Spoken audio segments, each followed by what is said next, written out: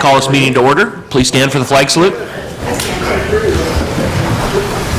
I pledge allegiance to the flag of the United States of America and to the republic for which it stands, one nation, under God, indivisible, with liberty and justice for all. Will the clerk call roll, please? Councillor Bolin? Here. Councillor Elliott? Here. Councillor Fisher? Here. Councillor Furlow? Here. Councillor Grizzle? Here. And Councillor Reeskamp? Here. Okay, first up, we have approval of the council minutes from August 13th, regular session minutes. Are there any corrections or additions? Move for approval. Second. It's been moved and please turn off our phones. Thank you. See, that's what I was afraid mine would do. It's been moved and seconded to approve the council minutes from August 13th. All those in favor say aye. Aye. Those opposed? The minutes have passed. Consent calendar, any corrections or additions? The one note I want to make is the appointments to the Lebanon 2040 Vision Steering Committee. That'll be myself, Councilor Robert Furlow, City Manager Gary Marks, Community Liaisons Shelley Garrett, Adam Kirkpatrick, and Michelle Steinebel. And Rob Hess. And he's not on this one. I thought that was the updated version. Didn't have the updated version. We haven't updated. Okay. And Rob Hess, the superintendent. And then we have the board minutes from the Bike and Pedestrian Committee meeting, the Planning Commission, and the Senior Center Advisory Committee. Any changes or corrections? Move for approval. Second. It's been moved and seconded to approve the consent calendar. All those in favor, say aye. Aye. Those opposed? The consent calendar is passed. The agenda did not need updating because it was sent out ahead of time. I just obviously didn't have the correct copy. Proclamation and presentation tonight. I have a few proclamations. September 2014 is Preparedness Month. Whereas the U.S. Department of Homeland Security, along with other federal, state, local, private, and volunteer agencies, is working to deter, prevent, and respond to all types of natural and technological emergencies. And whereas the City of Lebanon recognizes that we are all susceptible to such emergencies and demonstrates a broad-based need for citizens of Lebanon to have a plan for response and recovery in the event of an emergency. And whereas Preparedness Month creates an important opportunity for our community to learn more about preparing for all types of emergencies. And whereas all citizens are encouraged to take preparedness measures before, during, and after a major emergency by making preparedness a priority in their schools, businesses, communities, and homes by following 4 simple steps. Build an emergency kit, make an emergency plan, be informed, get involved. And whereas the Lebanon community is encouraged to participate in citizen preparedness activities and review the Oregon Office of Emergency Management website, and there's a website address, for preparedness information. Now therefore, as Mayor of the City of Lebanon and in support of National Preparedness Month, I do hereby proclaim September 2014 Preparedness Month in the City of Lebanon, Oregon. And I know the police department has several activities this month, and they're, if you're on their Facebook page, they have a bunch of postings and information. They even have a link to this Be Informed for the GovReady. So, tomorrow is Patriot Day, September 11th, 2014, National Day of Service and Remembrance. Proclamation. Whereas the terrorist attacks occurred on September 11th, 2001, changed America forever. Thousands of innocent lives were lost in these terrible events, but in no way was this tragic day a defeat for our country. And whereas instead of dividing our nation or crushing our resolve, September 11th, 2001 unified our country, strengthened our resolve, and deepened our community commitment to liberty, equality, and justice. And whereas out of this tragedy flow generosity, hope, and unity, while citizens nationwide demonstrate extraordinary bravery and compassion. The people of America gained a new appreciation of what it means to be a hero and a patriot by witnessing the unwavering loyalty of our firefighters, police, medical emergency personnel, first responders, and individuals who put the safety of their co-workers and friends above their own. And whereas we take this time to acknowledge those left behind who have worked diligently to honor the memories of all victims. Therefore, in memory of all of the heroes whose lives were so tragically lost, and in special recognition of courageous men and women everywhere who selflessly risk their own lives to save others and protect our liberty, I, Paul R. Aziz, Mayor of the City of Lebanon, do hereby proclaim September 11th, 2014 as Patriot Day and National Day of Service and Remembrance in our city, and call upon all citizens to observe this day with gratitude and patriotism, and to make a personal pledge to honor and cherish the freedom that defines America. And tomorrow at 6 o'clock in front of Comp Northwest College, the fire department, the police department, and a whole bunch of people are going to be out there to celebrate our freedom and overcoming the different things that we just talked about, and also in memory of the people that we lost on that day. So it's going to be a really neat event. I believe David Dominy is going to be singing there, so it's going to be some really special time. So if you can make it, 6 o'clock tomorrow at the front of the Comp Northwest School. And finally, we have American Legion Day, September 16th, 2014. Whereas the American Legion was chartered by Congress in 1919 on September 16th as a wartime veterans organization based on the 4 pillars of Veterans Affairs and Rehabilitation, National Security, Americanism, Children and Youth. And whereas over the years, the American Legion has become a preeminent community service organization which now numbers more than 2.5 million members in over 14,000 American Legion posts worldwide, working a variety of programs that support the 4 pillars and benefit our nation's veterans, its service members, their families, the youth of America, and its citizens. And whereas the members of the American Legion are dedicated to upholding the ideals of freedom and democracy while working to make a difference in the lives of fellow Americans. And whereas the 2014 observance of American Legion Day provides an opportunity to recognize local SANIAM Post number 51 and the Legionnaires in our community for their many contributions to our community. Now therefore, I, Paul R. Aziz, Mayor of the City of Lebanon, do hereby proclaim September 16th, 2014 as American Legion Day. And if you'll come up, I have a plaque that I'm going to give you for the Legion.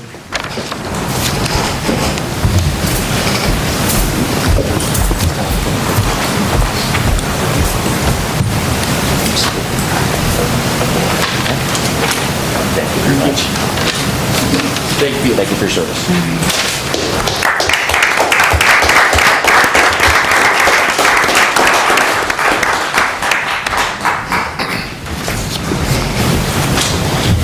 Okay, at this time, we have the public comment section. The council welcomes all respectful comments regarding the city's business. Citizens may address the council approaching the microphone, signing in, stating their name and address for the record. Each citizen is provided up to 5 minutes to provide comments to the council. The council may take an additional 2 minutes to respond. The city clerk will accept and distribute written comments at a speaker's request. And if you've signed in, is there a list of people? Warren Beeson has signed in. Okay, Warren Beeson will be up first.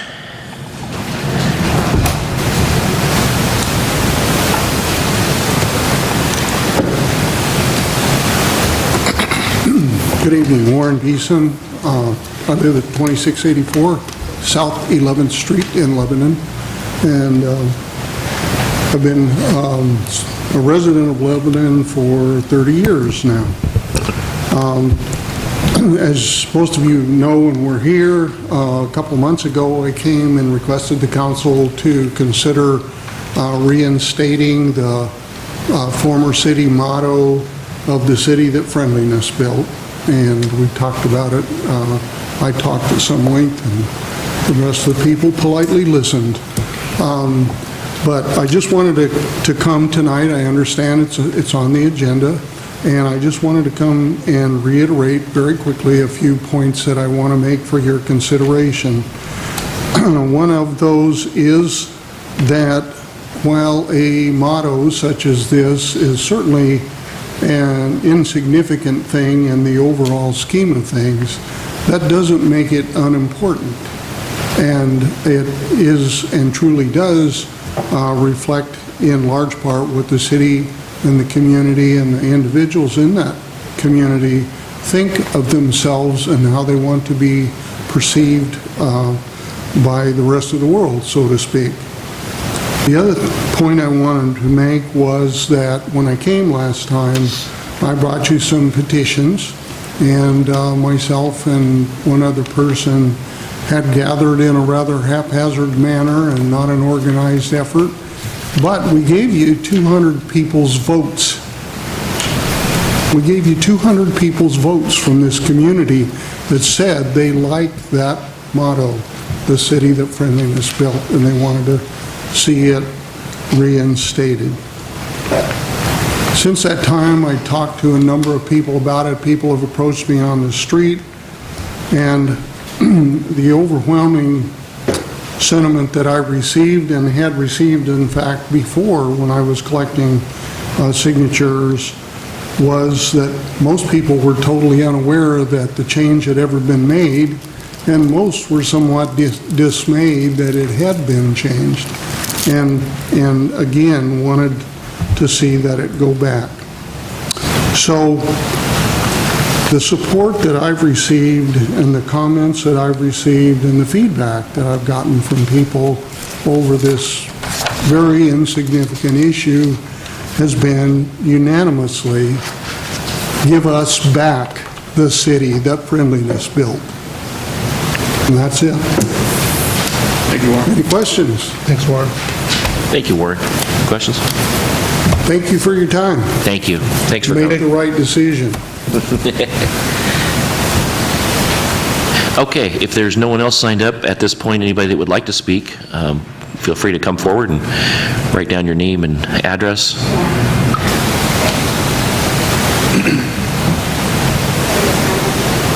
If you would, please. I was here in July. My name is Jennifer Cortez. I live at 997 Lawson Street, and I was here for the July meeting at noon about the people that speed up and down Lawson Street, and also the narcotic house at 870 Lawson Street. And I've actually followed up with Frank Dixon, and also I spoke with him yesterday. And I also followed up with Dave Shepard, the narcotic officer. I just want to let you know that I'm still on it. I haven't stopped it. I missed the last meeting. But we're working on that, and we have neighbors that are trying to get this narcotic house cleaned up. And the speeders that haven't slowed down at all. So I'm back, and I'm not going to let it go. Okay. And thank you very much for helping me try to get the issue resolved. That's it. Thank you. Thank Thank you you. for continuing to pursue that.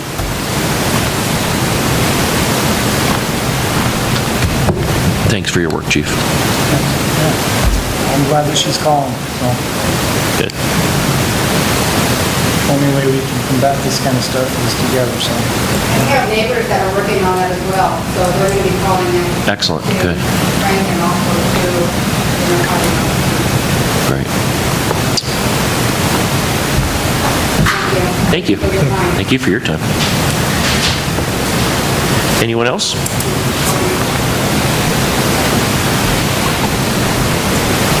My name is Marlene Leland. I live at 2259 Corinth Court. I'm sorry, what was the address? 2259 Corinth Court. And I'm here regarding the ordinance regarding chickens. I know it's on the agenda tonight. I brought some pictures of my neighbors who have chickens in a chicken coop in the neighborhood here. And I have a concern with this ordinance, basically because of the placement of their chicken coop. They put this chicken coop in their driveway, in their front yard, maybe 40 feet from my front door. And I just, I'm the one that complained to the police department about it. I didn't go to them first about it. They put the chicken coop up there early June, and I wrote an email to the enforcement officer at the end of June regarding it, because they had a rooster, or more than one rooster, I don't know, that was extremely noisy. And so I did go and complain about that, and I didn't say anything about the coop, but since then I've talked to him about this chicken coop and the location of it. They have a fenced backyard, but they chose to put it in the front yard. And I did speak to her a little bit ago about that, and she just said it's because it wouldn't fit through the fence so they could locate it in the backyard. But regardless, I just don't think that a chicken coop belongs in a front yard and a driveway. And, once they got chickens, the people behind them decided to get chickens. So now there's not only one coop, there's two chicken coops. And our houses are just so close in proximity that it's just, not really appropriate for chickens and chicken coops and things like that.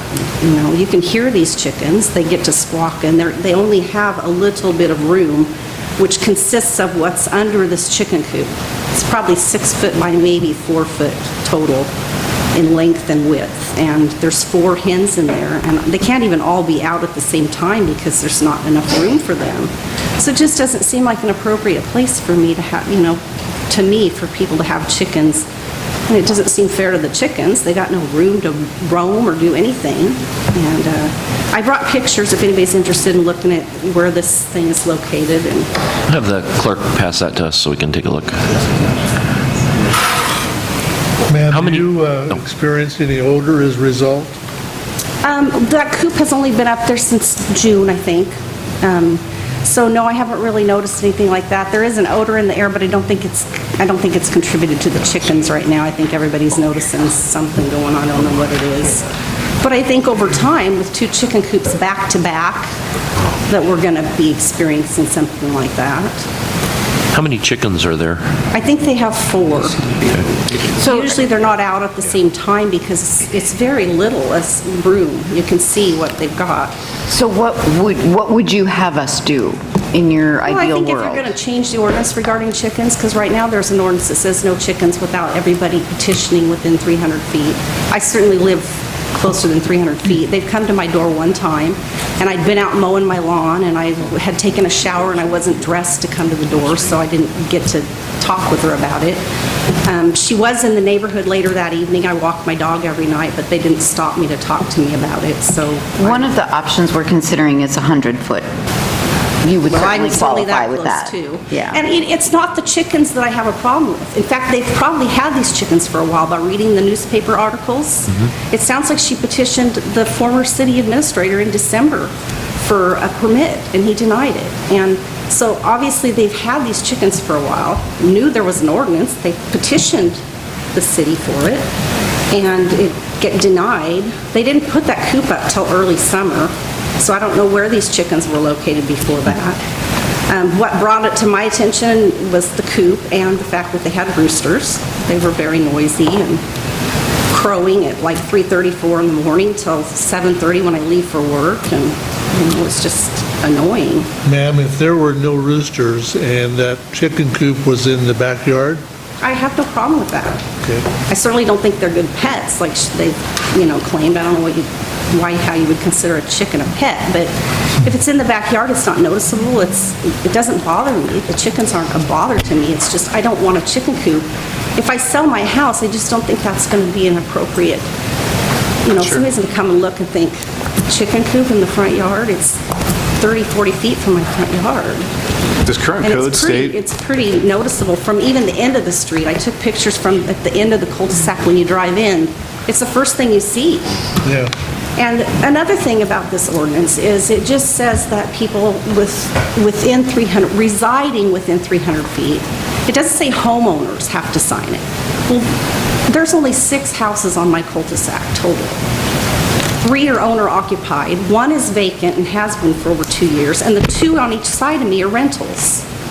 So who's to say that the people that have the rental property are going to approve of a chicken coop and chickens? You know, I'm sure they didn't go to the homeowner, they went to the renters that are in the property to get the signature. And that's what the ordinance provides for, but shouldn't a homeowner have the option of objecting to chickens? But you may have an out-of-state homeowner, that may be an absolutely... Well, it's an investment company that owns both of those Right. rentals on each side of me, and they're out of Salem, but still, it just, I don't know. I mean, renters come and go, and who's to say the next renter's going to want a chicken coop sitting next door to them? I don't know. But what this has inspired is the people behind them now have chickens too, and I don't think they've even bothered to get a permit or even check into it. So there's 2 chicken coops. You have to look, it's like in the 3rd or 4th picture, but you can see it behind them. Is that one in the backyard? It's a trailer park. It's McKenzie Meadows that is behind Corinth Court, and it's in their backyard, yes. This other coop is in the backyard of their home. They're renters also. It's funny, before the pictures, I didn't realize how big that coop was. It's like a playhouse. I think it's huge. Does this resident have a permit now, though? Is this the one that got a permit? No, I believe the council kind of approved to have that kind of in an abeyance right now until we resolve this issue. So that's where we are right now. I certainly don't object to chickens. I just think that people shouldn't be able to locate them in their front yard where it's real noticeable. You're absolutely right. I'm in complete agreement with you, and I don't know if the current code states that they are not to be located, where they're to be located on the property, I guess is the question. I don't think it's Does the state- specific to that. I don't think it says anything about that. It's pretty vague, actually. I don't believe that it addresses that. If Walt Wondolowski wants to correct me on that, but I don't believe it's directly addressed. But I do know that when we issue a permit, we do put conditions on that permit, and I would think we could probably fashion something to address this issue. Including size and maybe height? I believe so. Well, if it was in the backyard, you wouldn't want it. Why don't we, thank you for your comments, and those pictures really help. And we're going to discuss this, and this will be a good topic of discussion when we discuss it, when the second item comes up. So, thank you very much. Thank you for allowing me to speak. Thank you. Okay, anyone else?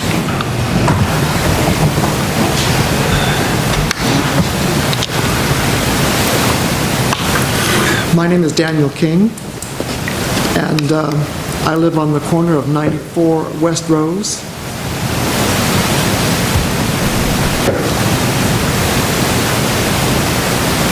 And I'm glad Marlene brought this up because I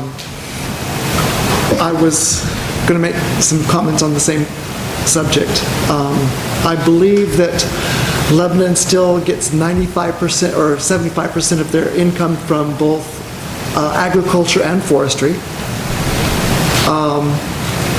We've always been an agricultural community, and I can understand her concerns about chicken coops being in the front yard.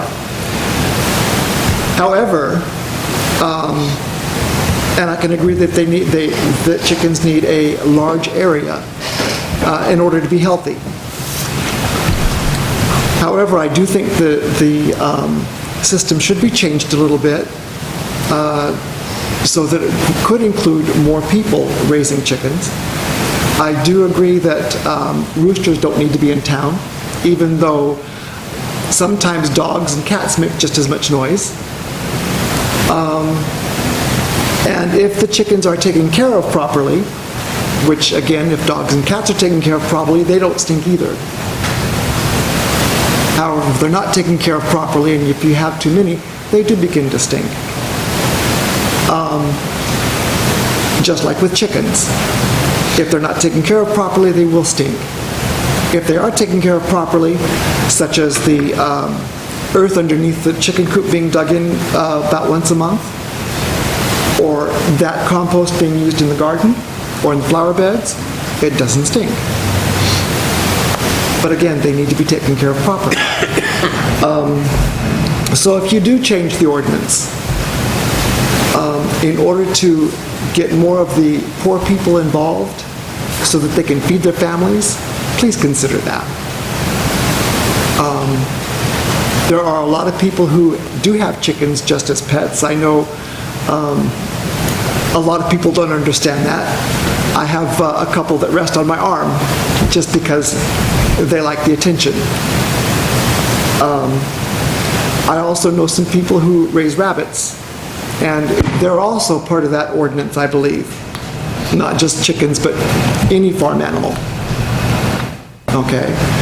So again, when you go to change the ordinance, please consider these things as well. Thank you. Thank you. Thank you. Thank you, Daniel. Anyone else like to speak to the council?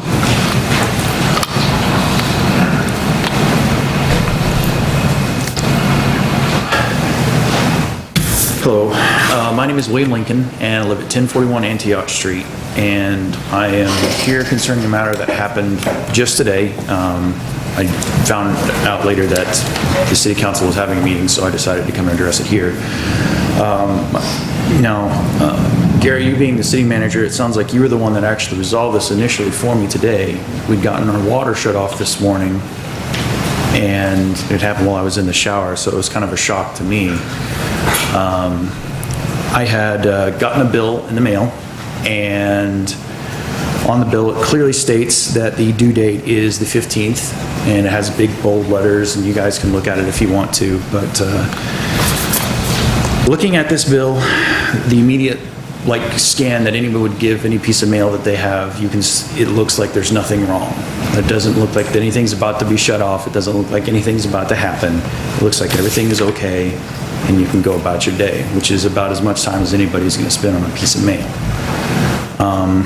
Which, doubled the shock as in when I got my water shut off this morning. Now, if I know that you helped us out this morning and you told them to correct the situation, and I very much appreciate that. I know Your water was turned back on, correct? My water was turned back on, it was, and my wife and my son appreciate that a great deal. I don't know if any of you guys have had 2-year-olds, but they require a lot of water to clean up their messes.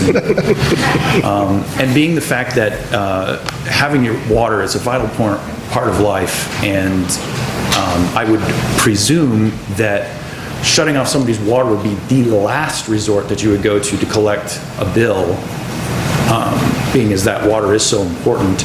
And it just seems a little odd to me that, the bill, and then you just go from the bill to turning off somebody's water is especially considering every other service that you get, including my phone bill, my cable bill, trash bill. I mean, you would get a notice from them saying that they were going to terminate your services. It would be bold letters, red letters, whatever. I would very much like to see that change. Now, I understand that the door hangers before, you stopped doing that because of somebody saying it was too expensive. And I can see why sending somebody around to houses and putting stuff on doors to turn it off would be expensive. However, there are less expensive alternatives to that would still work to inform somebody that there was an issue. Life happens, you forget to pay your bill, something doesn't happen. We were actually out of town, that's why we didn't pay this particular last cycle.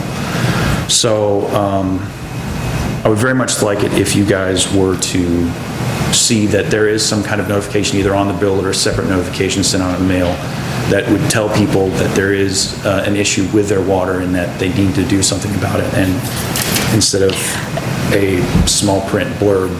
I will tell you, you're the second person today with this exact same thing, water shut off, because we did go through this. It was a very lengthy process where we decided not to do the door hangers.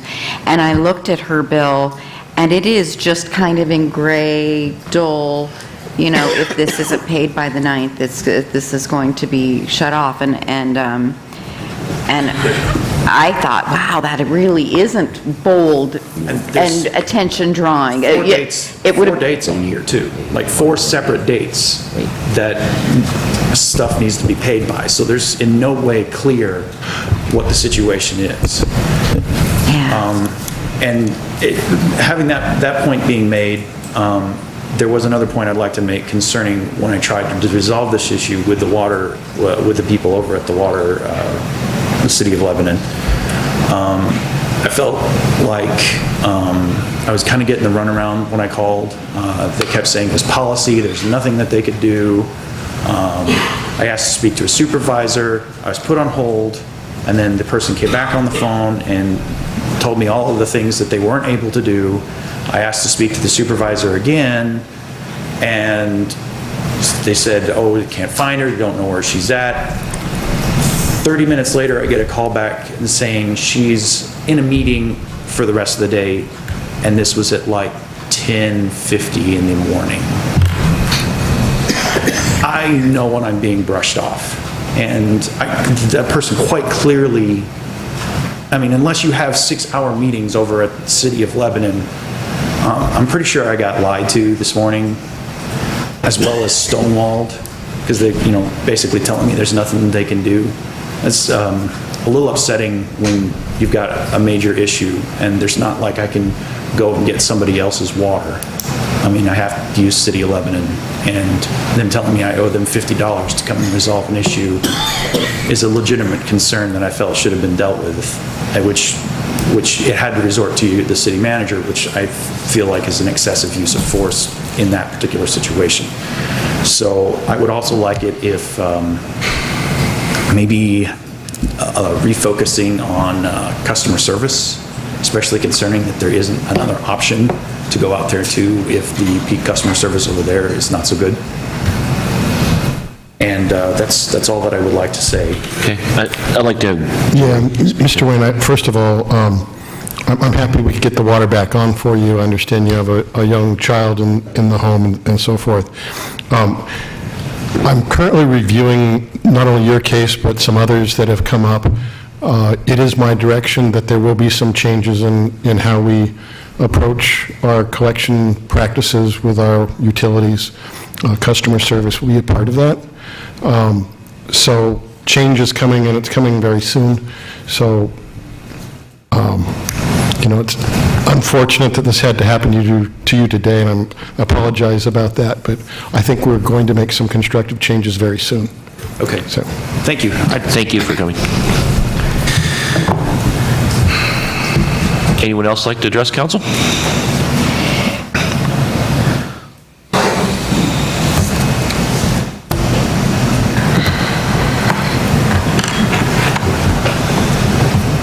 My name is Andrea Beidler, and I live at 676 West Vine Street. And I came to talk to all of you guys tonight on behalf of my whole neighborhood. There's several of us that would like to see chickens allowed, a limit of 9, but we don't think that if one of us or all 10 of us would like chickens, that we should have to pay a permit for that, though, because we would like to really know where that permit money goes. I think in our neighborhood especially, there are so many other things that permit money could go to for people filing for it and wasting our time really at meetings and such. For example, on a regular basis, we have drunk guys going down our block on bicycles, falling over. That's a regular thing. And then they conk their heads, and who has to pay for the medical bills? Well, the rest of us taxpayers. Who has to pay for the nice policeman to come out, make sure they're okay, check them out for drugs, and all those other things? We just feel that there's so many other things to worry about in our town instead of chickens. There's dogs around us constantly that bark. There's people breaking into our things. The library's, down to how many days a week now and how many hours? There's just all these other resources that we're using up. We're not using our money wisely, and I think chickens really is the last thing. It should be on our minds, honestly. I mean, my household spends hardly any water usage, really. We're not home a lot, and our water bill, I tallied it up for this year, has been $1,800. That's more than 2.5 times the amount of my electric bill and my gas bill combined, and I think that's ridiculous. So I think that there are more major concerns here, and I don't think at all of changing our city's motto to back to the city that friendliness built. And as it stands right now, I don't encourage anybody to live here either. I know more people moving out of town because of our water rates, because we can't have chickens. We're just nitpicking everybody to death, and it's ridiculous. And where's it going to stop? We're already fighting it at a federal level. Why do we have to fight it here in our own town? And that's all I have to say. Questions? So you're pro-chicken, but you're anti-permit? Yes. Okay. Because I think also too that there's so many other things that are regulated. Why do we have to worry about chickens? Who's watching over somebody else's dog poop in their backyard when the wind starts blowing? Good grief, it stinks in our yard. We don't have dogs. Is there a permit fee now? yes, there is. It's $35. One time? Yes. Okay, but where does that permit money go? It goes to the planning department to defray the cost of the personnel that are required to administer the ordinance. Okay, but let's say, for example, there's 10 of us in our neighborhood with a $35 permit. That's a kind of a big chunk of change, in my opinion, for somebody that lives on a budget. Don't you think that could pay for somebody else at the library to work or somewhere else? Well, the process is set up so that when the permit is issued, there are specific conditions put on that permit. So each situation needs to be dealt with in its own right. There's no neighborhood process where a whole neighborhood can be approved for chickens. So it is a property-specific process. So people, that's one of the challenges of when you live in a community, and it's the role of city government often to try to balance the sometimes competing interests of its residents. And there are people on both sides of the chicken coop, if you will, on an issue like this. Some who, like yourself, favor the chickens, and others who would rather not see them. So it's the role of the city government to come into play and try to sort out those varied interests and try to find a place where there are policies that everyone can live harmoniously together, and interests can be kind of brought together so there's a happy medium that makes everyone somewhat comfortable with where they live. Are we 100% successful all the time in making everyone happy? No, we're not. And that's one of the challenges of local government. But in that way, we do, as a city government, need to find the best we can policies that address these issues, that allow all of us to live together in a community in a civilized way and without too much acrimony. So that's what we're trying to do here. One of the proposals on the agenda tonight is to allow up to 3 chickens without a permit. So if your concern is the $35 fee, that would go away in that case if you had 3 or fewer chickens, if the council were to determine that that was a reasonable policy. Once you go above the 3, then we're probably getting into more of a chance of odors and other sorts of issues just by the number of animals that would be involved. In that case, the neighborhood really does have a right to be able to weigh in, if you will, on whether or not that's something they want in their neighborhood. Different neighborhoods are probably going to have different responses to that. Beyond that, though, another change that would, I think, bode in your favor is that there's currently a 300-foot radius around a subject property that wants chickens, where you need to go out now and get a petition and have all of your neighbors sign up.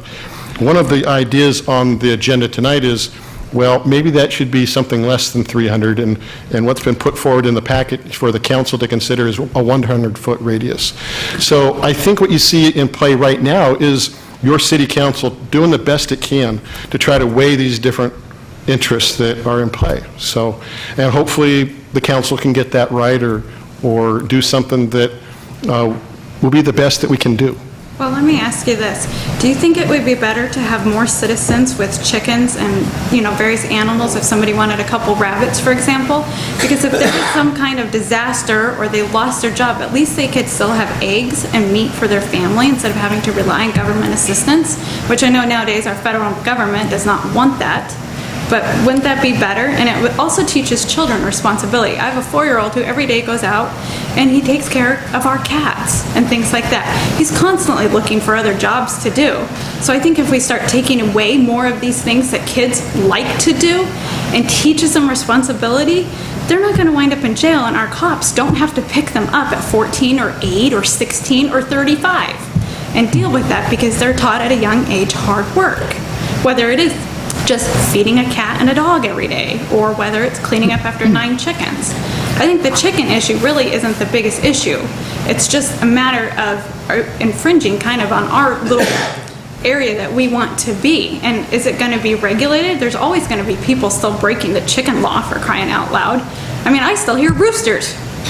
I'm like, really? Who has a rooster around my area? I can't have a rooster, but they do. Am I going to turn them in? No, I don't even know who it is. But I'm sure if I went over there and complained, they'd say, hey, here's a dozen eggs if you shut up about it. I'm like, sure, I'll take a dozen eggs. You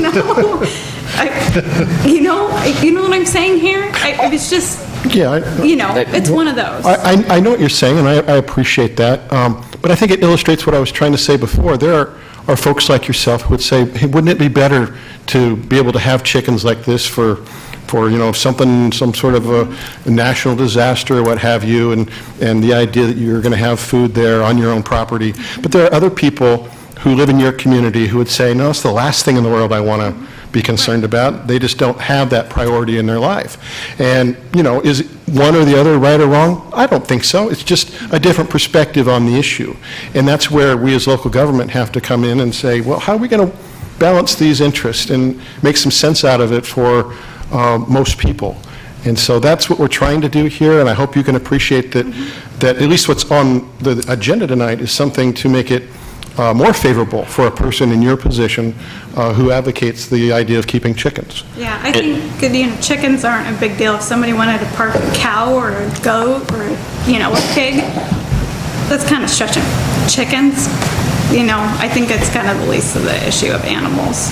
An important note, too, is that this whole discussion tonight that we're having is all driven by a citizen. This was all driven by a citizen who came to us, had some issues, and asked some questions, and staff put together a report, and that's why we're going to discuss it tonight. So we appreciate you coming.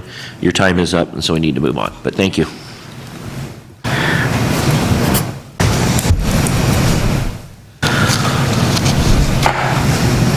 Is there anyone else that would like to address council?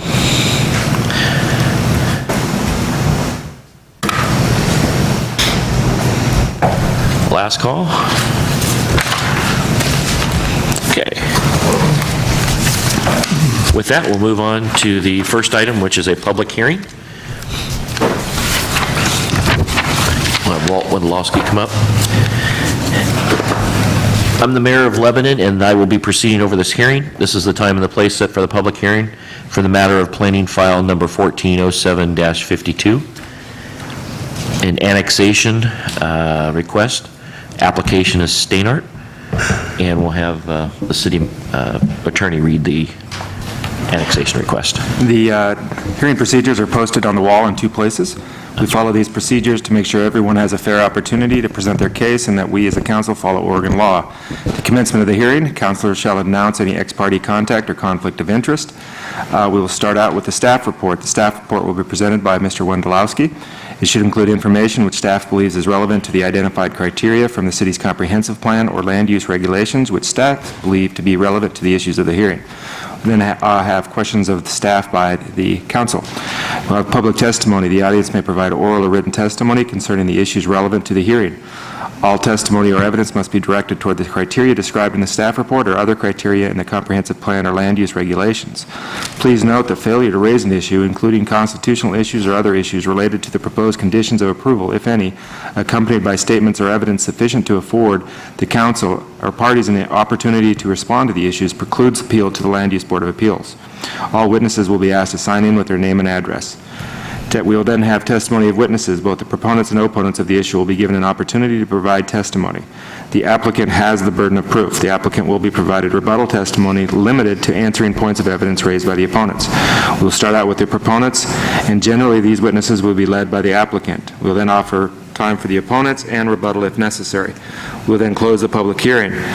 When it is closed, it will be limited to deliberation by the City Council only. No new evidence will be allowed, and discussion will be limited to the City Council. Generally, a decision will be made this evening. The decision will be to either approve or deny the application where the Council has found that the criteria has or has not been proven. The Council may approve an application with conditions for approval which are supported by the facts in the case and the land use plans or regulations. Okay, with that out of the way, I need to ask the audience if there's any objections to the notice that was sent out in this case or to the jurisdiction of this body to hear and consider this case. Okay, with that out of the way, are there any declarations on the council of ex parte contact, conflict, or bias by any members of the council with this case? Okay. Seeing none, we're ready for the staff report. Walt. Thank you, Mayor, members of the City Council. As noted, this is planning file 140752, request for an annexation. Your packet includes the map and location of the property, along with an adoption ordinance, which also includes the findings. In this particular case, the property is located on the west side of McKinney Lane, contains a little bit more than 6,000 square feet of area, and includes a single-family home and some accessory structures. Public facilities, water, sewer, storm are located in McKinney Lane, but currently do not serve the property. Straightforward, the applicant wishes to annex this piece to the city. The purpose of the annexation is to allow connection to city sewer as a means to address a failing septic system. If you recall, I believe it was last month, you passed a resolution regarding to allow a connection prior to annexation. In effect, this sort of wraps up the process, if you will. The department did mail notice of this request to affected agencies, area property owners, and the Department of Land Conservation and Development. We did not receive any comments, nor was any opposition presented at the Planning Commission meeting. The criteria for an annexation are found in our Development Code, Chapter 16.26. I will simply note for the record that the adoption ordinance, Exhibit B, contains specific findings and goes into great detail with regard to the criteria and findings. But briefly, property is within the urban growth boundary, adjacent to our city limits. This is an urban-sized lot with urban uses, and necessary facilities are located in McKinney Lane to serve the property. One final note, upon annexation, this particular piece will automatically be rezoned to residential mixed density that is consistent with our development code. So based on the findings attached in Exhibit B of the ordinance and also the conclusions of our Planning Commission, it is their recommendation that the City Council approve the annexation application. And with that, I'll be happy to answer any questions that the council may have. Any questions? Walt, by doing this, are we creating an island, so to speak? No. This is still adjacent to our city limits, but my suspicion is this will be the first of a number of properties in this area. Okay. Is that due to failing septics mostly? Probably almost exclusively. Okay. Okay. Will those properties, Walt, be within the footage restriction that we have in place? Oh, absolutely. Minimum lot size in the RM zone is 5,000 square feet. Also recognize this is a pre-existing lot, so we simply accept it as a non-conforming lot, even if it were under 5,000 square feet. If it was non-conforming due to that? Right. It's in our development code that we can accept that within the city. Right. Thank you. Any other questions? Okay, with that, do we have the applicant that would like to speak?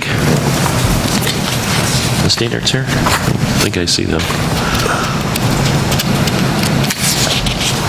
Okay. Do we have any proponents, people who are in favor of the annexation would like to speak? And are there any opponents that would like to speak against the annexation? Seeing none, we'll now close the public testimony. All further discussion will be limited to the council and city staff. Is there any council discussion? Okay, seeing none. Mayor? Yes? I follow up on a comment made a moment ago about the number of other properties that might be coming in potentially as a result of that. I assume that there's some soil problems in that area, Walt, that's causing these septic systems to fail.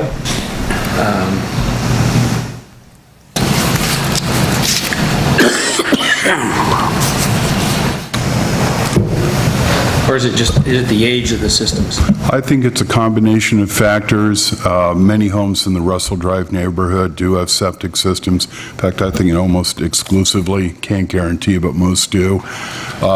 These are very small parcels. Many of them are under 7,000 square feet. They have a septic system. As they begin to fail, it is simply there's no area for a replacement system. And so once the facilities are in place, then that's where they have to make the connection. But this is pretty consistent throughout that neighborhood. And how many properties in that area? Ooh, if I recall, somewhere over 30 to 40. And maybe at some point in time, it might be appropriate for the council to look at a staff report on what the impact of that's going to be, so that if we start seeing some patterns develop in that area, we have an idea about what adjustments that might require to the urban growth boundary, or what impact that might have upon services that are going to be added, so that we get ahead of the curve instead of reacting on a piece-by-piece basis. Could I possibly respond to that? Sure. Quickly here. This entire Russell Drive neighborhood is within our urban growth boundaries, so that doesn't change things. The other thing, too, is that we do have it within a master plan for the Cheetah Lake Urban Renewal District to extend services through this area. There is also a local plan put together called the Russell Drive neighborhood. What has started on this one was the fact that part of that urban renewal district allowed the extension of sewer and water down Russell Drive to serve the apartment complex off of McKinney Lane. That also established sewer and water on McKinney Lane. So I don't think at this juncture it is a let's say, an immediate hazard situation, but just understand now that the public facilities are there, and over time, people will start to connect to those. Thank you. Okay, any other questions while Walt's back? Okay, at this point, I'll have the city attorney read the ordinance by title. Ordinance Bill Number 2014-6, Ordinance Number 2854, a bill for an ordinance annexing and zoning property following consent filed with the City Council by landowners in said area pursuant to ORS 222.120 and ORS 222.170, File 14-07-52, Mark and Wendy Steinhardt. Call for motion. Move for approval. Second. It's been moved and seconded to approve ordinance number 2854. All those in favor say aye. Aye. Those opposed? Ordinance 2854 passes. This hearing is now closed. Thank everyone for attending tonight's hearing, even though I don't think there were too many people here for it. Agenda item number 2. That will be permit process for chickens, and Gary Marks. Well, we've already had some significant public input tonight, and I think the council's aware of the issues. I'll recap briefly. At the August council meeting, we had a resident come present here to ask for you to consider some changes for the provisions for chickens. At the time of that meeting, there was discussion among the council members that perhaps there should be some minimum amount of chickens that could be kept without a permit. And also there was a desire to look at the distance that would be required for the petition process that we currently have in place. So what you've received in your packet in the staff report are basically 2 separate options that can actually work very well together if you wish. But the first one has to do with establishing a threshold of up to 3 chickens that could be kept on a property without the petition process. The permit would still apply, correct? No? 3 chickens would be allowed outright. Okay, so that's an outright approval, or not even an approval, just the outright have the right to have the 3 chickens on your property. If you have more than that, then it would engage the process that we currently have on the books. However, you could alter that process in reducing that 300-foot radius down to 100 feet. So that's what we've proposed for you here tonight. If you are interested in one or both of those, we would need to bring that back to you in the formal process of an ordinance for your consideration. So if there are any questions about any of this, I'd be happy to respond, or for Walt to respond. Gary, I'd like to see staff bring back something in regards to placement, location of said subjects. I agree with that. Yeah, I think it would be easy enough to develop a standard that could be incorporated into the permit itself as far as placement, and I believe there's already visual screening included in the in that permit process. So there may be enough there now, but we certainly need to take a look at it and make sure, and if not, we would be prepared to come back with any ordinance that would make any changes that are necessary. But I think that's reasonable and something that could be done easily. Well, it also doesn't address containment. You could put them in the backyard, but do you have a fence, et cetera, to keep them where you put them? The permit currently requires a fence condition and so forth. So again, we'll review all of the existing standards and come to you, if you want to move forward with this, come to you with an ordinance that would tighten up any of those places that need to be tightened up. I don't mind having it moved to the backyard, although I don't find those photos offensive. I have cars in my neighborhood that I find more offensive in people's driveways, but I don't even care about roosters. I love that, but I'm not going to have us change that. Okay, I don't want to see it be any more difficult to have chickens. It should be easier. Again, we do have ordinance. If it does start to smell, we have ordinances that will deal with that. So you can deal with that in a way, as long as we leave people the tools to deal with that. So I'm in favor of making it easier. I care about roosters, and I care about the appearance. I'm not advocating for roosters. And I care about the appearance of the property, and I think I also care about junky cars and things like that, and that's on my hit list too. So okay, go for it. Well, I'm sorry, but Marlene, I think it was, had a very good point, and that is when I go to sell my house, if it's next to something that looks dilapidated or looks unkempt, then that's a problem for me as a homeowner. And I think that our homeowners deserve to have some sort of ordinance that protects their home as well as that of their neighbors. So I want to see those issues addressed too. I also think that we don't need to necessarily reinvent the wheel on this. We certainly aren't the only community to face this, and if we can beg, borrow, or steal from some other community that has a successful ordinance, I think we should also look into that. I'm sure that's already being done at the staff level. So, like any good staff, you go out there and steal it from somebody else. So.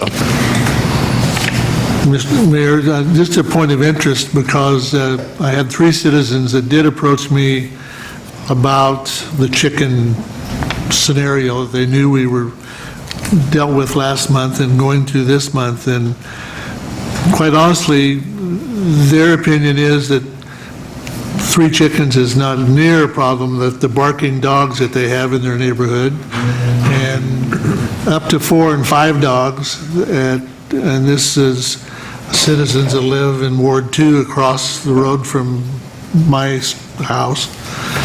But and over the years, we've had dog complaints, and we've addressed that with noise control and ordinances, but I think we are going to see some sort of approach from citizens about the dog issue once again. So just be prepared. I'd rather you have 6 chickens outright than one little yappy dog. I totally agree, and I think those families that have an opportunity to have eggs from 3 chickens or 6 chickens is a very positive thing.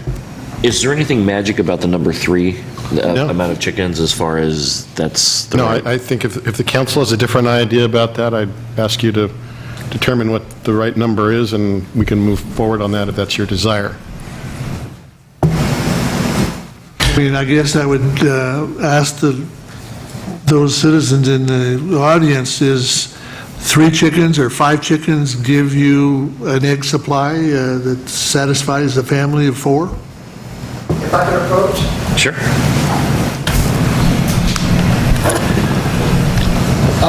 Again, my name is Daniel King, and I live at 94 West Rose. It depends on the family size and the size of the plot that they're living on.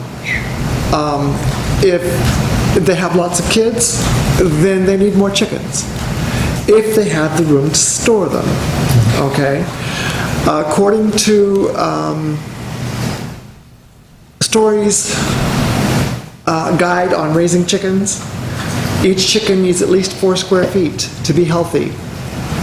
I would suggest at least 8 square feet, simply because the more room they have, the less they'll smell. The more room they have to roam, the healthier the chickens are, which means the healthier the eggs are. Okay? But again, if they don't have the room for it, then they shouldn't have the chickens. If they have more kids and they have the room, let them have more chickens. They let them out. Thank you. Thank you. Yeah, I sympathized with her with, the kids doing chores, but at some level, I mean, we have to draw the line between what's a farm and what's because at some level, some of the things you probably like to do would be best done on a more property and in a more, in a more rural setting and would not be appropriate for here. I just don't have a problem with the chicken thing, so if 3 isn't the magic number, I'm happy with 6. But then we're still talking about people within a 100-foot radius, which I think is much more reasonable than 300, having an issue, then we can deal with that then. I do like the concept of having the outright for a certain amount, whatever that number is, and then having a permit for over so many. And then that way it's a conditional, and it addresses that if the property's large enough, if whatever the requirements we set up are. That's a good point. I guess on that point, I would ask the council to determine what the number is. If it's not 3, what would you like to see come back to you? What is our dog ordinance? Is it 4? He's looking up the dog ordinance, so we're trying to get the actual number of dogs. I was kind of curious. I thought it was more than 2. I don't think there is a number on dogs. Walt, am I correct? You are correct. The council modified that, I want to say 2 or 3 years ago. Oh, yeah. Yeah. We had a limit, and we took it off. Regulate more. And I'm sure that's coming back because I have had complaints. And the same front yard, backyard issue. Right, and apply there too.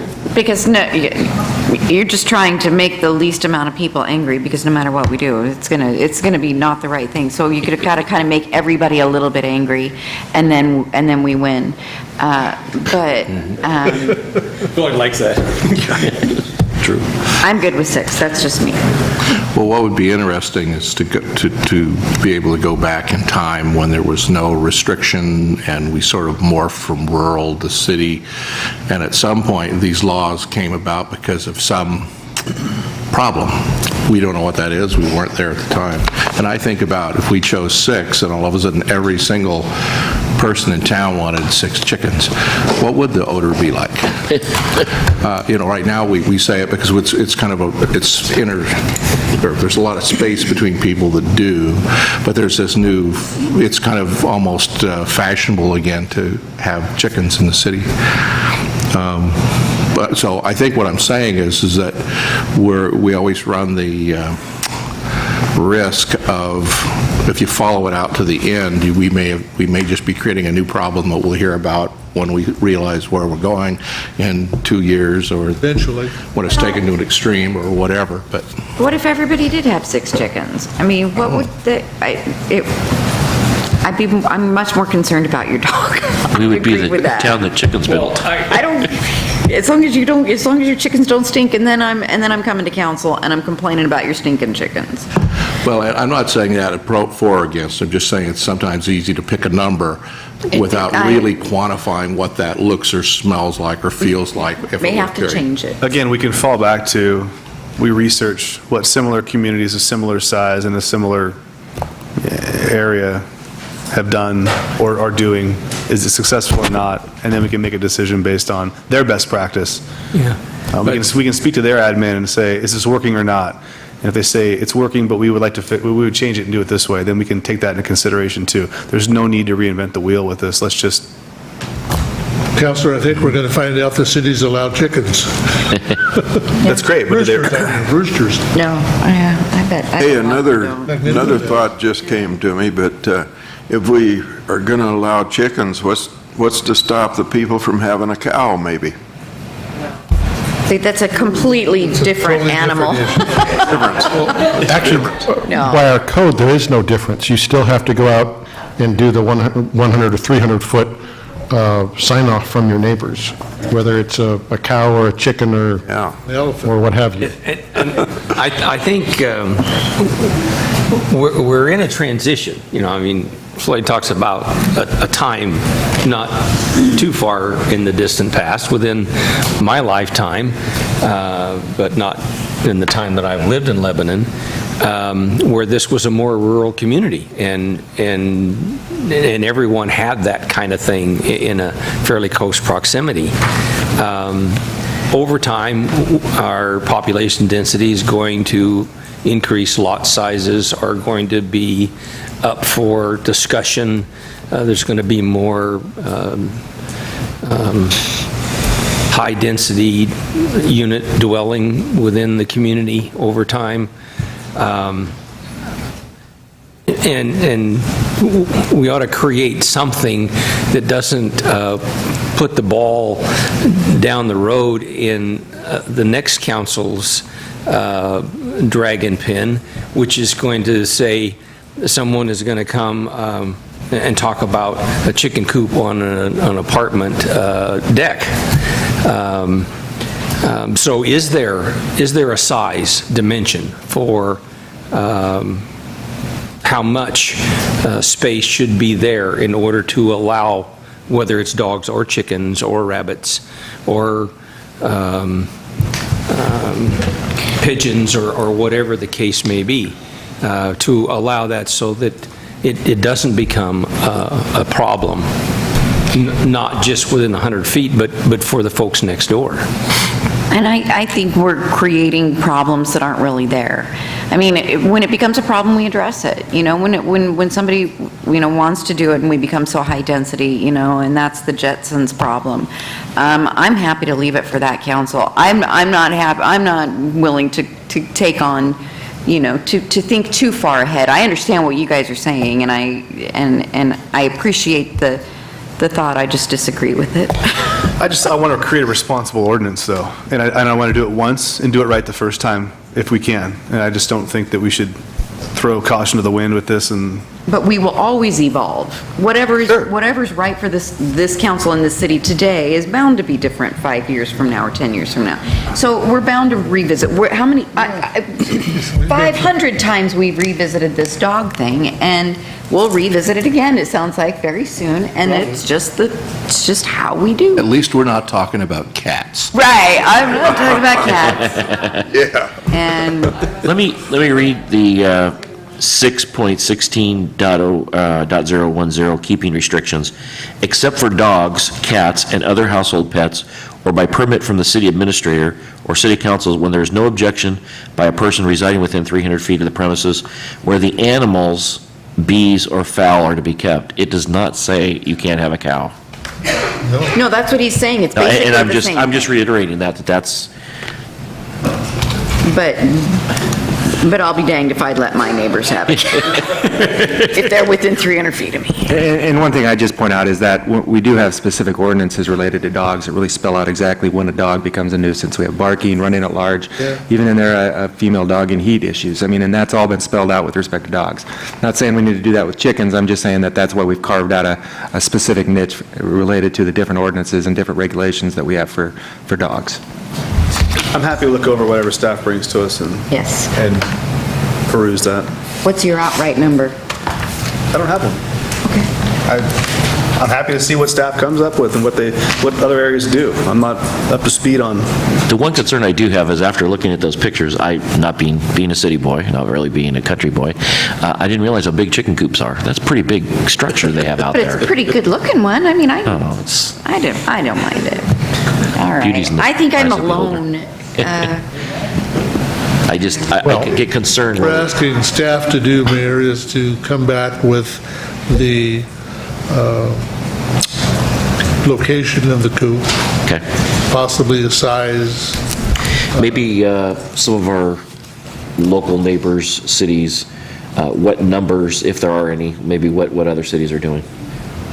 That might be that way we can come back and we can. I've got a few right now. Okay. Good. Yeah, I think the number allowed and the location are the things that we want to get to.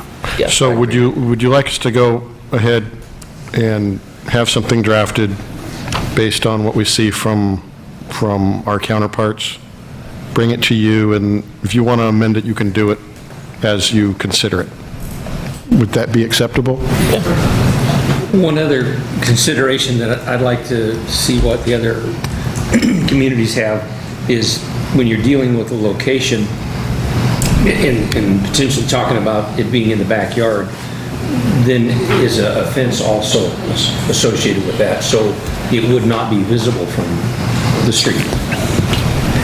That's what you said the current one says, right? It has a street visibility. Yeah, our permit already addresses some of that, but, yeah, we can certainly come back with a draft for you to look at and some background information that you can also study on before you have your dialogue. And I agree with Councilor Griswold. I'm not hung up on 3. I don't know what that number should be, but let's see what other communities have. Okay. Okay. Is that good direction for you? Yeah, I think we'll bring you back something. The moratorium will remain in place at this point as far as enforcement? Unless the council acts differently, at your August meeting, you did put the one situation in a form of abeyance until we were able to resolve this issue. I'm sorry, I got disrupted here, but but in the meantime, I'd like to see the 300 feet thing dissolved and we go to the 100 feet. Well, we're just kind of We have the on moratorium hold. right That now. would certainly be, I'm understanding that there's a consensus for the 100-foot radius as opposed to the existing 300. Yeah. So that would naturally be a part of the draft that we would bring back to you. It makes a lot of sense. Walt pointed out to me earlier today that if one of our industrial users wanted to make a change on their property, they would only have to go out with a notice to neighbors 100 feet out and around their property. So if Intech or Latacrete or someone like that wanted to make a change, they're looking at a 100-foot buffer, and we're making people go out for a 300-foot buffer on chickens. I don't quite see the relationship there, so to bring that back to 100 feet makes a lot of sense, I think. Yes. So for our homeowner on Corinth that has the coops in the front yard, she lives next door and she's not in agreeance with it, what does that do for her right now? Well, right now, that property with the chickens is operating under the council's extension of grace. You basically said at the August meeting that property can continue to have the chickens as it exists now until such time that the council is able to address this with some finality. Right. But we can also let that property owner know, look, likely, it sounds to me like the council is going to say, you're going to need to get it out of sight, so that to give them time to make a plan to Certainly have our enforcement officer just make notify the contact. I think property that would owner. be, That seemed like a give 'em time. reasonable approach I to, think that's a general Yeah. feeling of the group.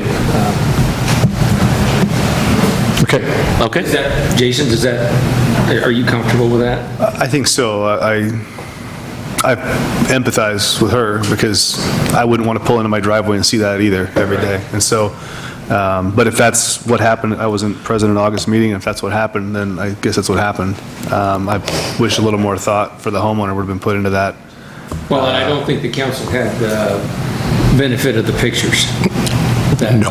Well, and it's temporary. I mean, I understand her concerns, but we're addressing them. It's not a permanent thing. We didn't know where the chickens were at that time, Jason. Yeah. Okay. I think we got it. All right, we're done with that? Okay. City motto, old versus new branding. Let's see. And we've got the introduction here at the June 11th, 2014 council meeting. Council received a petition with 242 signatures from Warren Beeson calling for the restoration of the city's historic motto, the city that friendliness built. Purpose of this memorandum is to request a motion of the city council to restore the historic motto and designate the motto, "It's easier from here," as the city's marketing and economic development tagline. As I've talked to people that have been interested in this throughout the town, it's been, I would say, almost unanimous that they would like to see the city that friendliness built come back. Like Warren, just echoing that, one of the things, people are actually surprised when you tell them that that's not the city motto. one of the things that as I was talking to people, they were asking, well, what about the economic development part of it, and including, I spoke to Shelley about that. I want to make sure from the business standpoint that we're not doing anything that's going to hurt our economic development. I do not want to change that. Originally, it was made for economic development, that title. So that's really what it was for. I don't intend on seeing any change on that at all. In fact, talking with Gary, that's part of the marketing, part of the materials, that wouldn't change at all. The biggest thing that would change would just be more of a social thing, so that it would be on signs at the entrances of cities. We only have the one sign right now on the south end of town. And just more of, like on our website, some things that don't really have any major impact on economic, it's going to cost us a lot. But the one thing that I ask people, or I talk to people about, is saying it's easier from here as a citizen. What does easier from here mean to me as a citizen? And everybody I ask that can't answer that. Because as a citizen, me, before I was on council, it didn't mean anything. The fact that it's easier from here for me, it's what's easier. I mean, it's close to drive to places for fast food. I don't know. But there's really nothing that's easier. From a business standpoint, it totally makes sense, because we have made it easier. We made that effort, and we brought businesses in through that by making it easier. But as far as the social part of it, or the community, and I also think that down the road, as we do promote it as the city that Friendliness built, it's another promotion for businesses, because if they're going to locate a business here and have a couple hundred employees, wouldn't you want your business to come where it kind of sounds nice? Gosh, that sounds neat. Listening to Dr. Paula Crone at the chamber meeting a couple weeks ago, and she was saying that they came on the library inauguration, when they did the big ribbon breaking, and they came, and they both, her and her husband, were just going to be temporary, and they did not want the job here. They really didn't want it. They came that day, and they said because of the friendliness and the way that the people were, they changed their mind and they made that decision to stay here. Thank God they did, because they're awesome, and the things that they're doing at school are great. But this is something I'd like to bring it up for discussion and see. I have two real quick emails that were sent to me in the past couple weeks. I just wanted to read into the record. One was Sally Morgan. I understand next week the City Council is taking up the issue of the City of Lebanon logo. I'd like to ask that the previous logo of the city that Friendliness built be brought back, as I feel this reflects the citizens and businesses of our community. The logo things are easier from here has never made much sense to me. To change the city logo will cost the city money unless there are leftover items from the previous logo. I'm hoping that by changing the logo, the community will have a more inviting feeling for businesses and newcomers alike. And this was from Bev Tunnell. Hi, Mayor Paul. I really hope you decide to restore the logo, the city that Friendliness built. It makes a lot more sense and a more friendly welcome than what we have now. I cannot come to the meeting, but I vote for being friendly again. So those were two. And then several calls and other people I communicated with. Any discussion on that or questions? I'm all for it. I think it's great. And I missed the old one, and I'm happy to see it come back and be part of that, so. Rebecca? I have been reluctant because the city that Friendliness built has been that's nostalgic for me too. I grew up here. This is my hometown, and I like that as a, just a vague cultural statement. Hey, we're awesome. But it's easier from here was quite a process and does make sense to me, and from a marketing perspective. And people that say, well, that's just stupid. Well, it's okay, and you're welcome to that. But the fact is that it's worked, and that it's been very effective, and we've had a very effective marketing campaign, and it's been an integral part of that. That being said, I am not willing to buck this. I understand the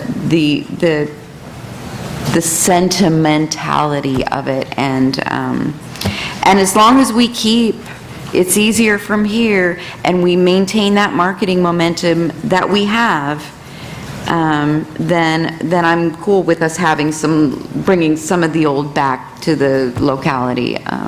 So I'm not going to buck this. I'm sure you thought I would. I couldn't agree with you more. I think we should keep the easier from here, but I'm not against the change. I think having them both is, we can have them both, and they both have a good place. What kind of dollars and cents, Gary, Mayor, do we foresee that this could be?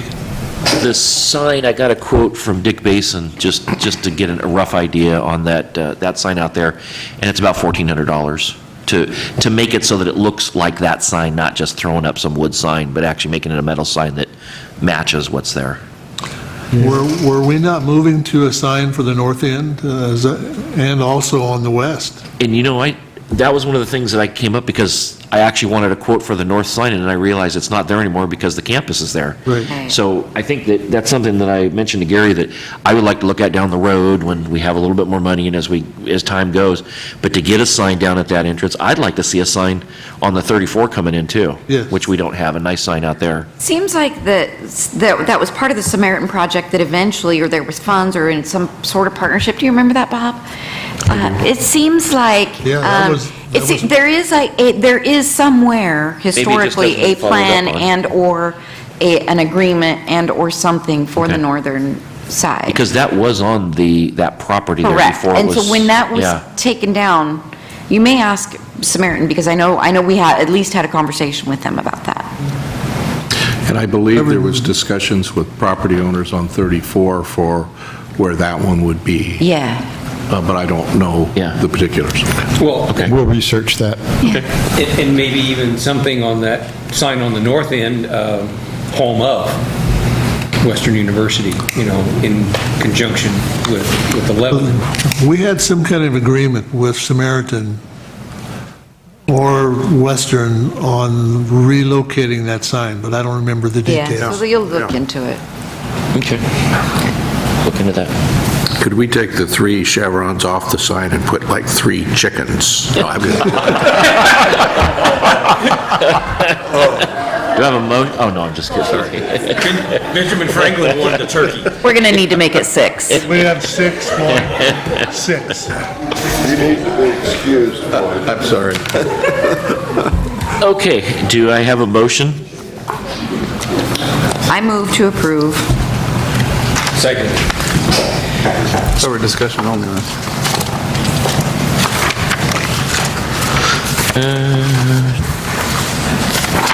It did say discussion only on there. And I was looking for a motion. You request the city approve the following motion.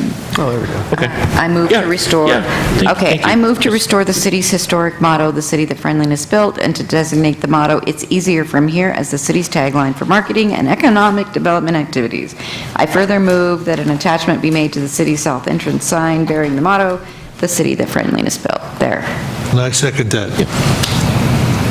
It's been moved and seconded to approve the city's historic motto and retaining the "It's Easier From Here" as the city's marketing and economic development tagline. All those in favor say aye. Aye. Those opposed? The motion passes. Great. If you will allow, I'd like to further respond to Councilor Rieskamp's question about the transition and the costs. Beyond the sign, we just ended up talking about the sign, but of course there's other things that will come into play, like stationery and all, the decals on our vehicles and all that. I wouldn't see a wholesale change of that out of the gate, that we were going to go out and spend a lot of money in that way. I think as we need to reorder stationery or new vehicles come into the fleet, that's the time when we would just naturally need to buy those sorts of supplies anyway. And I think if we approach it that way, it would minimize in a great way the additional expense that might come about. So I'm kind of looking at this as a minimal cost proposition. So I just wanted to further respond to And a that. phased response. Very much phased. I'm going to take a 5-minute recess, and we'll continue. I know we just have a couple items left. Just take a couple-minute recess. Call the meeting to order. Away we go. Before we continue with the next item, I want to mention that Shelley Garrett, she unfortunately couldn't see you back there, mentioned that the tourism dollars that we get would be something that we would be able to pay for that sign, because that is part of bringing tourists in. So that actually wouldn't have to come out of city funds. It would come out possibly the tourism funds, and she's going to look into that for us. Thank you, Shelley. That was a great idea. You, Shelley. Okay, proposed ASME contract presented by Gary Marks. Well, good evening, everyone, again. Tonight, I'm actually happy to present to you a resolution and an agreement to the reopener to our ASME contract. Frank Frenzel, the president of ASME here for our local, and I have worked very productively together, and I've enjoyed getting to know him as an individual and a friend, and I think it really helped our whole process this time. And I think we're at a point where both the city and the union are in a good spot with each other. So I know that helped with getting this agreement together. I think we've got something very reasonable here, and I'll just run through it very quickly. You'll see in the packet the staff report that's been provided to you. Three basic changes to the agreement that we see over the next 2 years. The first one has to do with the insurance benefit. Up to this point, the city has provided a ceiling amount for health insurance of $1,337 per employee.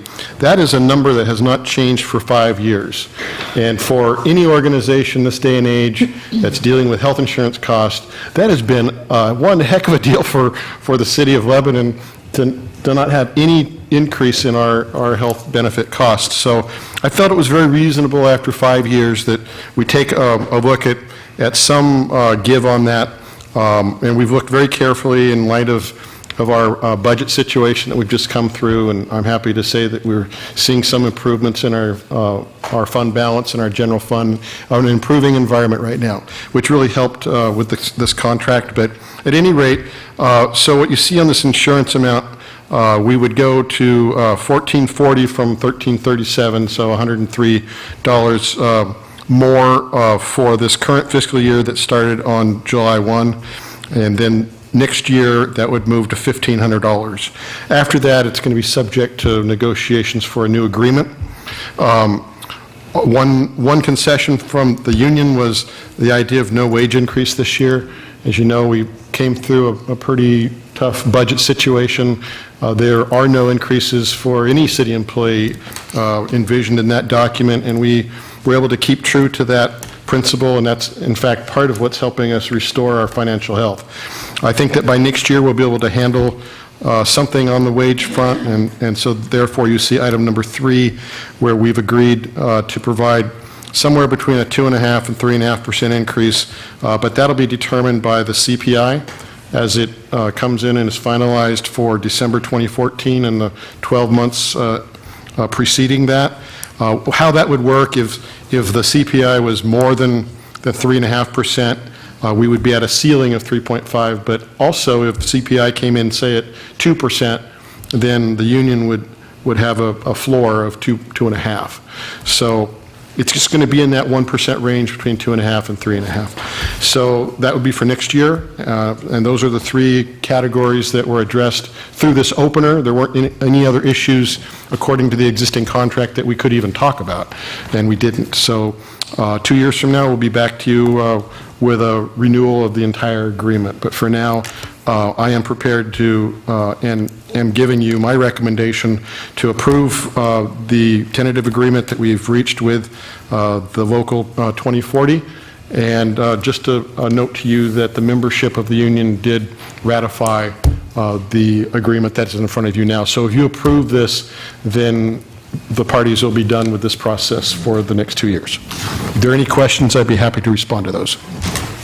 Yes? What does that cap buy? What is the way it works, basically, an employee has an option of getting various levels of coverage, you know, for a single, a parent with children, so forth, a family. The way it works right now, if you pick like a family coverage, it uses up almost all of the amount that we have now. Okay. So anything left over for any employee goes into our HRA program, so it goes into an account for that employee. So, but it's all limited at that, currently at $1,337. With this change, it would move to $1,440. And my major question was just to make sure that that cap was somewhere close to what the family coverage was. It is.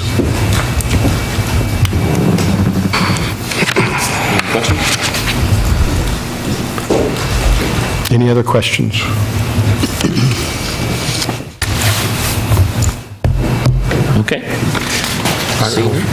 Frank wanted to make any comments? Would you like to comment, Frank? Would you like to come up? No, I'm good. You sure? Your opportunity. Okay. Okay, seeing none. At this point, I'm going to have a call for a motion. I would move that we approve this, and I would also, well, I guess maybe I shouldn't, but I would also express the gratitude that the two parties worked together very well to get this issue completed on time. So but I move to approve it. Okay. It's been moved and seconded to approve the memorandum of understanding with the local 2043. All those in favor, say aye. Aye. Those opposed? Contract passes. Thank you very much. Great job. Yes. Yes. Thank you, Frank, for working with us. Appreciate it. And Gary, I should say. I would mind saying Gary did it pretty good. It was a good round we had. We worked really hard, but very good discussion, very good opening.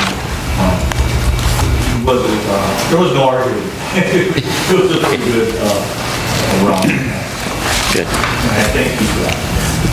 Good. Thank you, Gary. Okay, City Manager's report.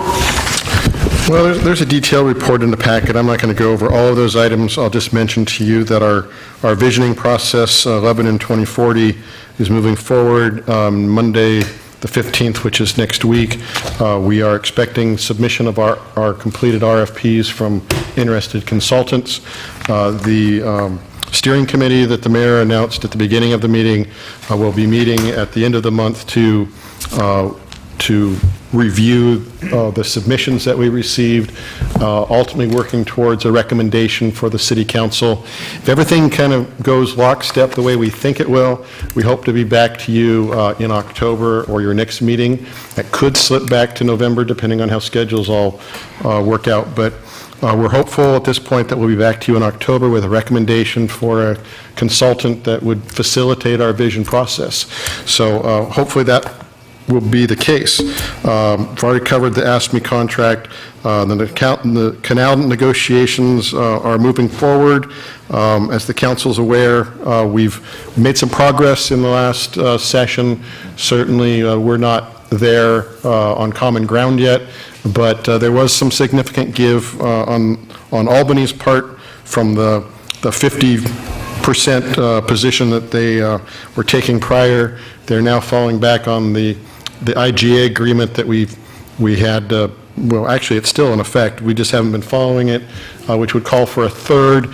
I say that loosely because really the IGA wouldn't support a third in its current state because any big increase more than 10% in any given year would have required a different process under the IGA. So to say that we owe a third of whatever the number is right now, that's significantly more than 10% of an increase. So, but at least they've come back to the principle of a third. That certainly doesn't serve us at this point. We don't use a third of the canal. We just don't. So there's some further discussions to be had on this. We're also right now looking at the engineering study that I've shared with the council before. It was, I believe it was in the press, that the parties would look at what would it cost Lebanon if we didn't have City of Albany and we didn't have the canal. And we had to work out another route for intake for our water, for our community, and for our runoff, our stormwater runoff. We're going to look at that idea of an engineering report. We haven't agreed to that yet, but we're going to look at scope, whether or not there's a scope that the parties can agree on. City Manager Wes Hare from Albany has assured me that if we go forward with that process, whatever the number is, whatever that number is, what would it cost Lebanon to do something different than Albany? He promises me a significantly better deal, quote unquote, than whatever that number is. So lots of moving pieces in play with that, but certainly more to report to you in October, I believe. So I'll keep you apprised of that. What I want to address to you now is not in my report. We received this just a couple of days ago. The League of Oregon Cities had what they call their City Hall Week, which is a week of the league traveling around to different regions of the state, reporting on the legislative agenda that they've devised for this upcoming session that begins in January. As the council will recall, we considered our vote in putting together the priorities for the league just at a recent council meeting, and I'll remind you that we had 4 recommendations or issues for the league to consider. Those were to support capitalization of an industrial site readiness loan program. The second one was to allow for price comparison in procuring architects and engineers.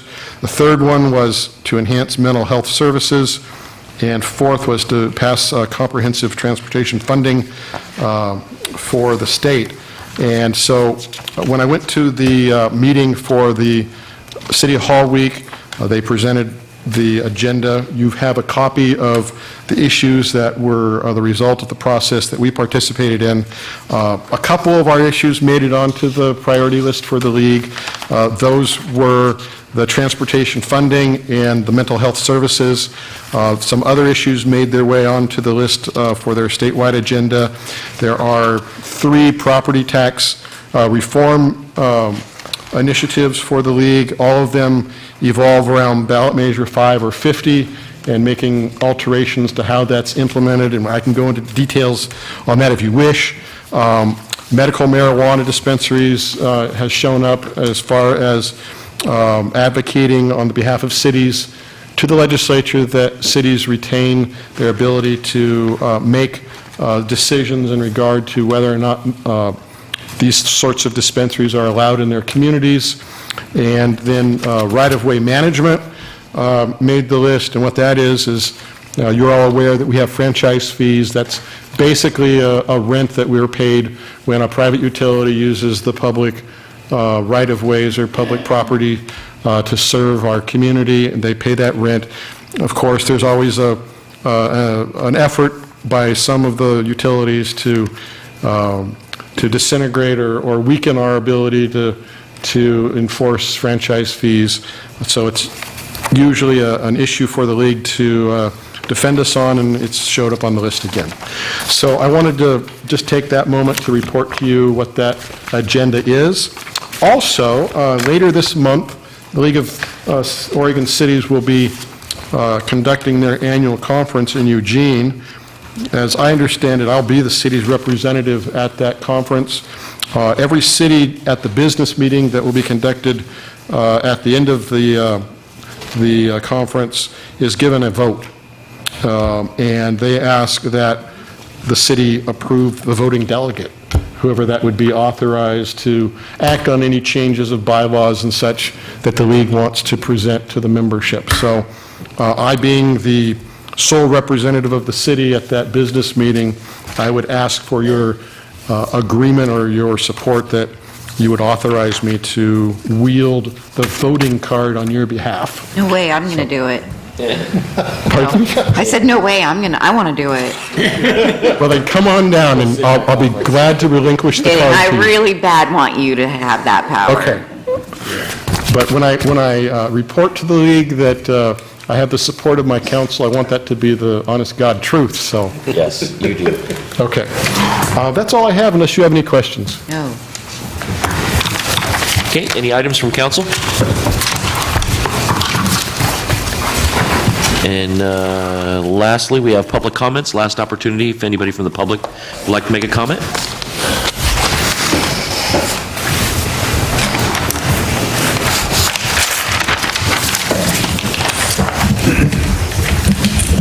Yes, Jerry Patton. I live on 1080 Gilbert Drive here in Lebanon. I'm also Vice Commander of the American Legion. I want to thank you, Mayor, for proclaiming September 16th as American Legion Day. And part of the American Legion that I want to bring this up on the September 20th is grand opening of the Veterans Home. I want to bring that up since it's part of the Lebanon community. And the American Legion is going to be there setting up flags and be in full force on that day. And we had an e-board meeting last night, and September 15th, we're going to have a presentation of flags over there next Monday at 2 o'clock. And that's part of our jobs on every day is presenting flags and flag education for kids and the public. So I just want to throw them dates out for remind not only council but people here in the audience, so we could have a good turnout, and we're hoping all the Legionnaires will show up too. Thank you. And the September 15th at 2 is in front of the Veterans Home? Yeah, I believe so. Where the flag is? Yeah. Okay. And we're going to have our flag dedication on the 15th, so. Very good. Okay. Thank you, Jerry.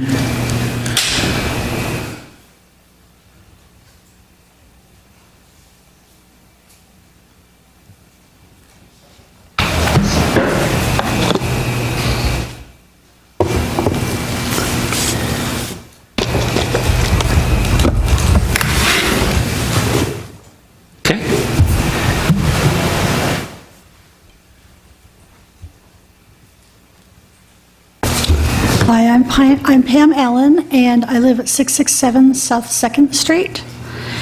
And I just want to let you guys know I'm kind of new in the community.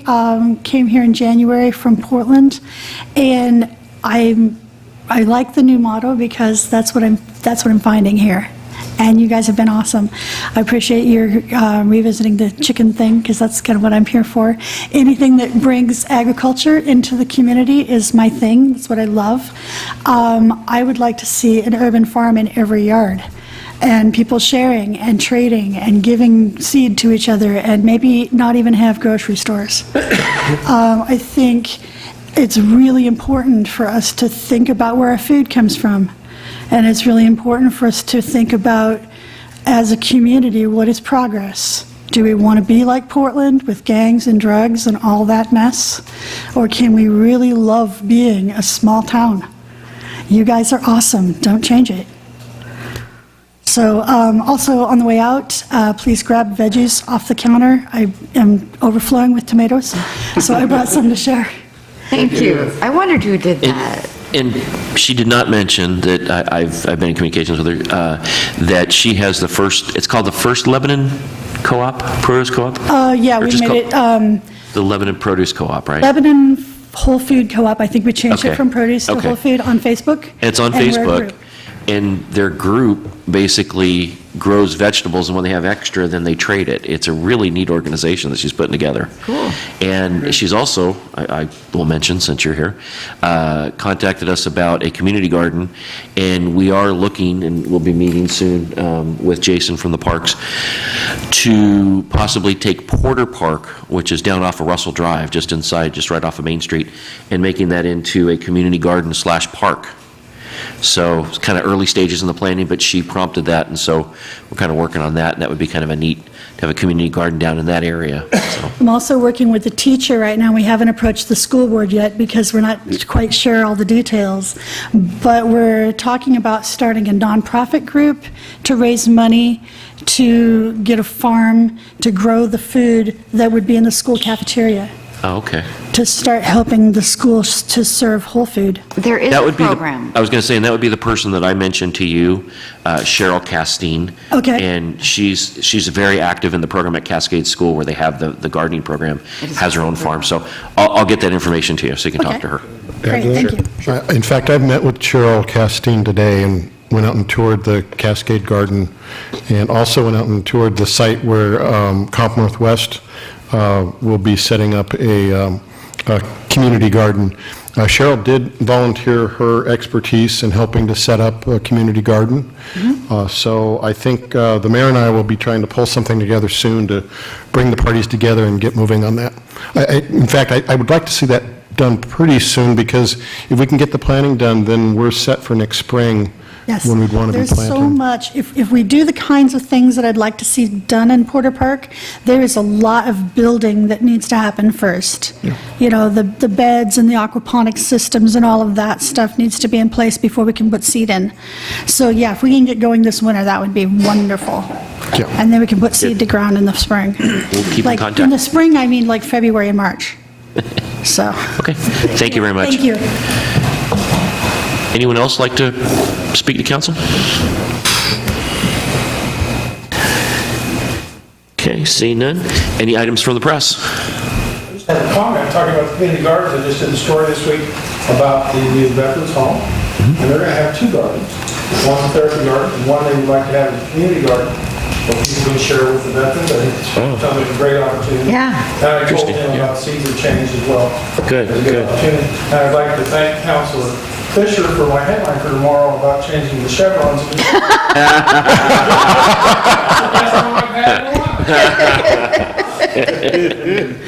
Way to go, Floyd.